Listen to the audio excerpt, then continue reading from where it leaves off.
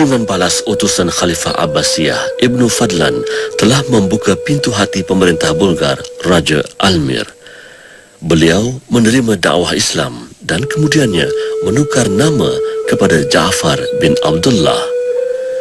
Bersama rombongan itu juga, Ibnu Fadlan membawa qadi, imam dan penasihat dalam perundangan Islam. Raja Almir kemudiannya membina Masjid Bulgar. Bulgar adalah pusat pemerintahan awal Islam di Tatarstan.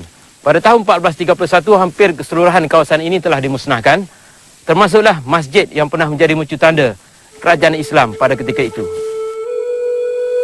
Kemusnahan ke atas kota Bulgar pada tahun 1431 itu dilakukan tentera Rusia putera Vasili II dari Moskow.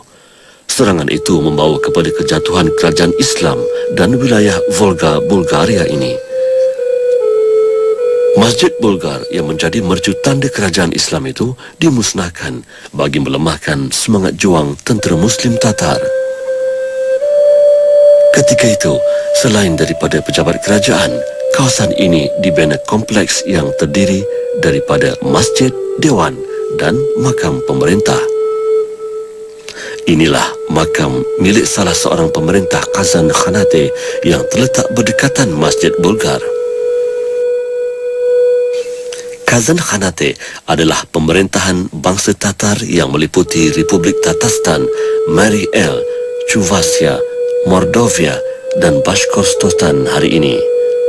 Kerajaan Islam ini memerintah pada tahun 1438 hingga 1552 berpusat di kota Kazan. Pemerintahan Kazan Khanate ini mempunyai susur galur keturunan Khan dan berasal dari Ulus Jochi, cucu Genghis Khan. Ini adalah sebahagian daripada tapak masjid yang bersejarah yang kini sedang dibaik pulih. Sementara tiang ini adalah satu-satunya tiang masjid yang masih dapat dilihat pada hari ini. Hari ini, tiang ini akan menjadi batu asas kepada pemeliharaan masjid yang sedang dilakukan. Masjid ini akan dibangunkan mengikut reka bentuk asalnya berdasarkan kajian arkeologi dan seni bina grafik. Kerja-kerja pemeliharaan masjid sedang giat dilakukan bagi membina semula tamadun bangsa Tatar dan Volga Bulgaria. Kawasan ini telah diwartakan UNESCO sebagai kota warisan dan dilindungi.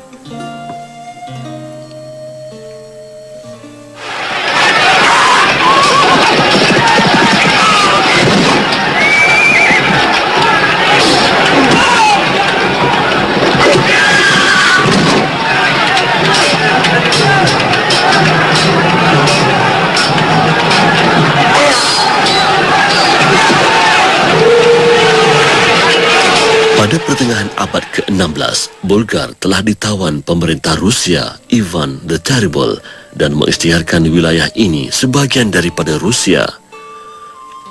Masjid Bulgar tidak lagi dibenarkan berfungsi dan gereja Ortodoks dibina.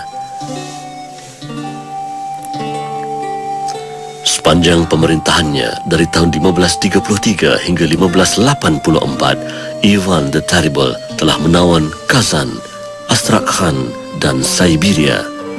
Beliau mengubah wilayah yang didudukinya dari sebuah negara kepada sebuah empayar di bawah kekuasaannya. Ivan the Terrible telah melantik dirinya sebagai Tsar atau Raja segala raja di seluruh Rusia.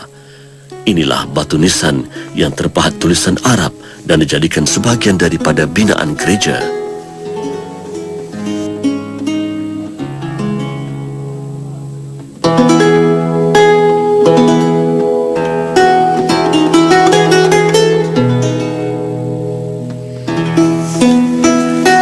Selain daripada batu nisan yang menjadi bukti wujudnya kerajaan Volga Bulgaria, ahli arkeologi turut menemui tembikar dan barangan perhiasan.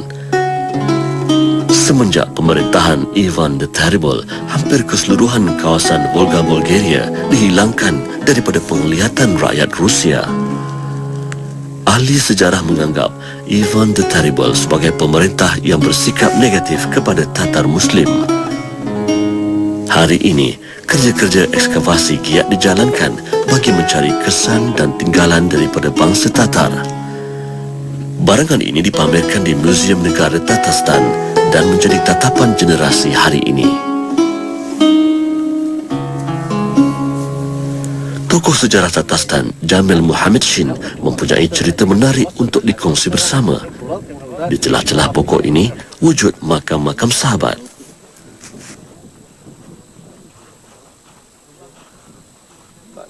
По историческим татарским преданиям Terdapat 3 sahabat Nabi Muhammad sallallahu alaihi wasallam pernah sampai ke Bulgar, iaitu Abdul Rahman, Zubair bin Jagda dan Osman bin Talha. и Осман бин Талха. Mereka memperkenalkan diri sebagai sahabat Rasulullah dan mengembangkan Islam kepada pemerintahan tempatan, dan akhirnya Ardad Khan mengambil keputusan memeluk agama Islam.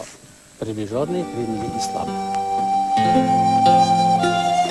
Namun mengikut catatan sejarah, makam sahabat Rasulullah sallallahu alaihi wasallam juga telah ditemui di Dagestan, bekas wilayah jajahan Rusia yang menerima Islam pada kurun ke-8, 100 tahun selepas kewafatan baginda.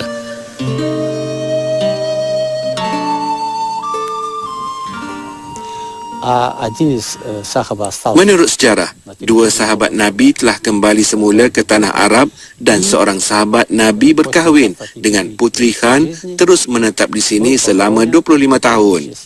Makamnya terletak tidak jauh dari sini. Semasa beliau hidup, Bulgar membangun dengan reka bentuk binaan bercirikan Islam yang cantik. Pengunjung bagaimanapun tidak dibenarkan mendekati kawasan makam kerana ia adalah kawasan larangan.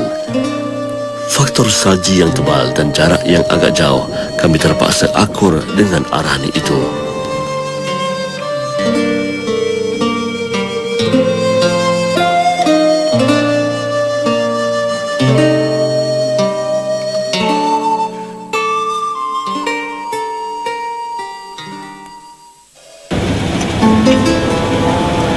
Dalam perjalanan meninggalkan kawasan pemeliharaan Bulgar, sebuah masjid yang dalam pembinaan menarik perhatian kami.